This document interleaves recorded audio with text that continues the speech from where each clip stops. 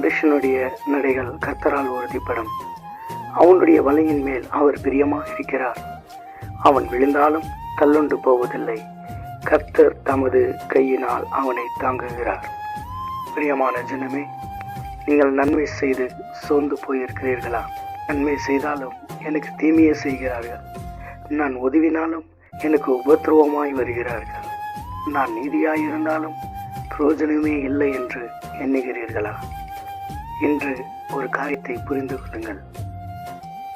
நீங்கள் செய்த நன்மை கர்த்தரின் பெயரால் அவர்களுக்கு செய்திருக்கிறீர்கள்.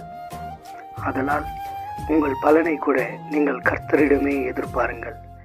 மனிதரிடம் எதிர்பார்த்தால் நீங்கள் ஏமாந்து போவீர்கள். உங்கள் நன்மை செய்கிற தேவன் உங்களுக்கு சொல்லுகிறார், நீ விழுந்தாலும் தள்ளுண்டு போவதில்லை.